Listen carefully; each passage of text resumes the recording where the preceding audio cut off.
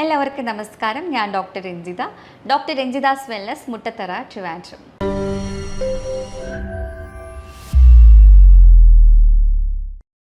ഇന്ന് നമുക്ക് varicose vein, അതുപോലെ വെരിക്കോസ് വെയിൻ എത്ര സ്റ്റേജസ് ഉണ്ട്, അത് നമുക്ക് വീട്ടിൽ തന്നെ ഇരുന്ന് കണ്ടുപിടിക്കാനുള്ള ടെക്നിക്സും അതുപോലെ എങ്ങനെ ഇത് പരിഹരിക്കാം എന്നുള്ളതിനെക്കുറിച്ച് പറയാം. ആദ്യം എന്താണ് വെരിക്കോസ് വെയിൻ എന്ന് നോക്കാം. നമ്മുടെ കാലുകളിലെ വെയിൻസ് അല്ലെങ്കിൽ സിരകൾ തടിച്ച് വീർത്ത് കാണപ്പെടുന്ന ഒരു അവസ്ഥയാണ് വെരിക്കോസ് വെയിൻ. കൂടുതലും പുരുഷന്മാരെ അപേക്ഷിച്ച് സ്ത്രീകളിലാണ് വെരിക്കോസ് വെയിൻ കൂടുതലായിട്ട് കണ്ടുവരുന്നത്. അപ്പോൾ നമുക്കറിയാം, നമ്മുടെ ശരീരത്തിൽ 2 തരത്തിലാണ് ബ്ലഡ് സർക്കുലേറ്റ് ചെയ്യപ്പെടുന്നത്. ഒന്ന് ആർട്ടറീസ് അല്ലെങ്കിൽ ധമനികൾ വഴിയും, മറ്റൊന്ന് വെയിൻസ് അല്ലെങ്കിൽ സിരകൾ വഴിയും. ആർട്ടറീസ് എന്ന് പറയുമ്പോൾ നമുക്കറിയാം, ശുദ്ധമായ രക്തം പമ്പ് ചെയ്ത് മറ്റ് ഓർഗൻസിലും അതുപോലെ കോശങ്ങളിലും എത്തിക്കുന്നു. ഇനി വെയിൻസ് ആവട്ടെ, അശുദ്ധമായ രക്തം കാലിൽ നിന്ന് മുകളിലോട്ട്, അതായത് താഴെ നിന്ന് മുകളിലോട്ട് പമ്പ് ചെയ്ത് ഹാർട്ടിലെത്തിക്കുന്നു. ക്ലിയർ ആയെന്ന് വിചാരിക്കുന്നു. അപ്പോൾ നമുക്ക് താഴെ നിന്ന് മുകളിലോട്ട്, അതായത് കാലിൽ നിന്ന് മുകളിലോട്ട് ഇത് പമ്പ് ചെയ്ത് വിടണം എന്നുണ്ടെങ്കിൽ ഒരു പമ്പിങ് മെക്കാനിസം വേണമല്ലോ. അതിന് നമ്മളെ സഹായിക്കുന്നത് നമ്മുടെ കാഫ് മസിൽസ് ആണ്, അതായത് കാലിലെ വണ്ണയിലെ മസിൽസ്. അതിന് നമ്മൾ സോളിയസ് മസിൽസ് എന്ന് പറയും. അപ്പം നമ്മൾ നടക്കുമ്പോഴും ഓടുമ്പോഴും ഒക്കെ ഈ ഒരു സോളിയസ് മസിൽസ് കോൺട്രാക്ട് ചെയ്യുന്നതിൻ്റെ ഭാഗമായിട്ടാണ് ഈ ബ്ലഡ് പമ്പ് ചെയ്ത് മുകളിലോട്ട് കയറുന്നത്. അതിലൊരു ചെറിയ മെക്കാനിസം ഉണ്ട്, അത് ഞാൻ പറഞ്ഞുതരാം. നമ്മുടെ വെയിൻസ് അല്ലെങ്കിൽ സിരകൾക്കുള്ളിൽ വോൾവുകളുണ്ട്, അതായത് അടപ്പുകളുണ്ട്.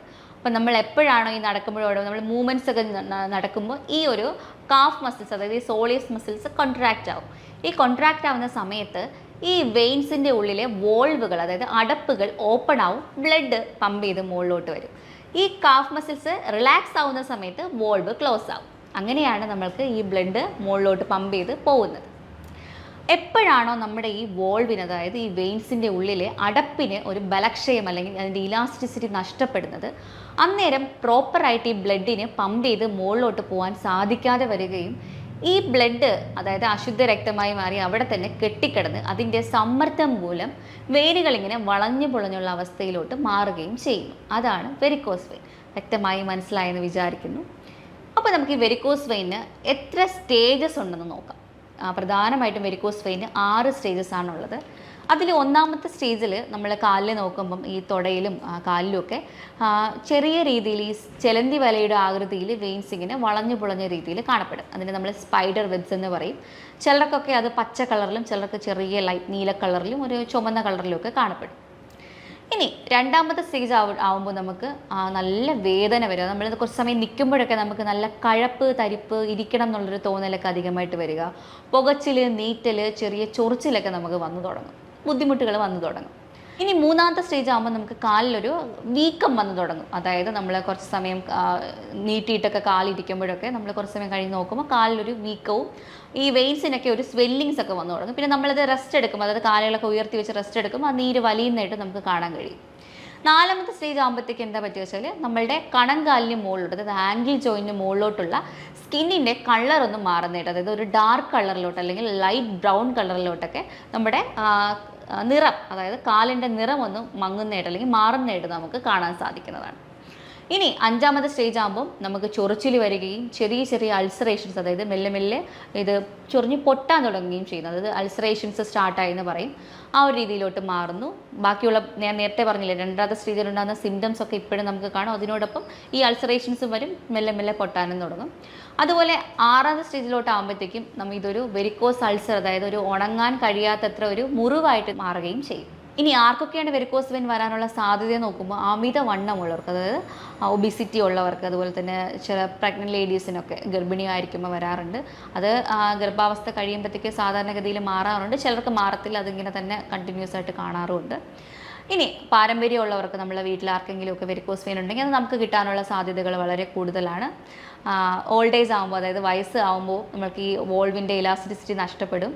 അതിനോടനുബന്ധിച്ച് നമുക്ക് ഇതുപോലെ വെരിക്കോസ് വെയിൻ കണ്ടുവരാറുണ്ട്. അപ്പോൾ ഇത് നമുക്ക് പരിഹരിക്കാനായിട്ട് നമുക്ക് എന്തൊക്കെ ചെയ്യാൻ പറ്റും എന്നുള്ളത് നോക്കാം. ഇതിൽ പ്രധാനമായിട്ട് നമുക്ക് അമിത വണ്ണം ഉണ്ടെങ്കിൽ നിങ്ങൾ അത് കുറയ്ക്കാൻ വേണ്ടിയിട്ട് ശ്രമിക്കുക. ഒരു കാർബോഹൈഡ്രേറ്റ്സ് ഒക്കെ കുറച്ചിട്ട് ഒരു ഡയറ്റൊക്കെ എടുത്ത് ചെയ്യേണ്ടതാണ്. പിന്നെ പ്രധാനമായിട്ടും എക്സസൈസ് വളരെ നിർബന്ധമാണ്. അതിന് പ്രത്യേകതരം കുറച്ച് എക്സസൈസുകളുണ്ട്. അതായത് കാഫ് സ്ട്രെങ്തനിങ് എക്സസൈസ് എന്ന് പറയും.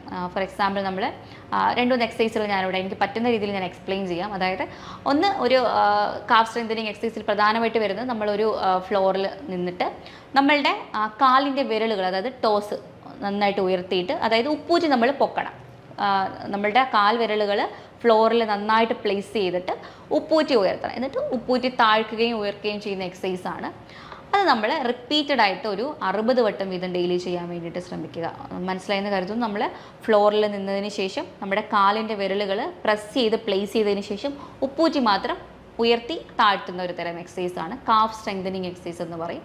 അത് നമ്മൾ റിപ്പീറ്റഡ് ആയിട്ട് പ്രാക്ടീസ് ചെയ്യാൻ വേണ്ടി ശ്രമിക്കുക. അതുപോലെ തന്നെ കാലിൻ്റെ ഫ്ലെക്ഷൻ എക്സ്റ്റൻഷനൊക്കെ, ആംഗിൾ ജോയിൻറ്റ് നമ്മൾ നന്നായിട്ടൊന്ന് ഫ്ലെക്സ് ചെയ്ത് പിടിക്കണം. ഇതുപോലെ ഇതെൻ്റെ കൈയാണ്, കാലെന്നൊന്ന് സങ്കല്പിക്കുക. എന്നിട്ട് നമ്മുടെ കാലിൻ്റെ പാദം നമ്മൾ ഫ്ലെക്ഷൻ എക്സ്റ്റൻഷൻ, അതായത് താഴ്ത്തി നിവർത്തുന്ന ഒരു തരം എക്സസൈസ് ഉണ്ട്.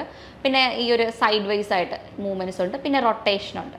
ഇതുപോലെ ക്ലോക്ക് വൈസും ആൻറ്റി ക്ലോക്ക് വൈസും നമുക്ക് റൊട്ടേറ്റ് ചെയ്ത് കൊടുക്കാവുന്നതാണ്. ഇത്തരം എക്സസൈസുകൾ ഒന്ന് പ്രാക്ടീസ് ചെയ്യാൻ വേണ്ടി ശ്രമിക്കണം. അതുപോലെ തന്നെ നമുക്ക് ഫ്രീ ടൈം കിട്ടുമ്പോൾ ഒരു മസാജ് നമുക്ക് കൊടുക്കാം. ചെയ്യുമ്പോൾ ശ്രദ്ധിക്കേണ്ടത് താഴ്ന്ന് മുകളിലോട്ട് വേണം മസാജ് ചെയ്യാൻ വേണ്ടിയിട്ട്.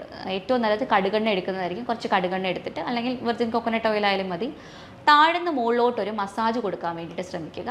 കുറച്ച് സമയം അങ്ങനെ ചെയ്യുമ്പോൾ ഈ കെട്ടിക്കിടക്കുന്ന ബ്ലഡ് മെല്ലെ മെല്ലെ, അതായത് ഈ പമ്പിങ് ആക്ഷൻ ഒന്നും ആവശ്യമില്ല, അല്ലാണ്ട് തന്നെ നമുക്ക് മെല്ലെ മെല്ലെ മുകളിലോട്ട് കൊണ്ടുപോകാൻ വേണ്ടി സാധിക്കും.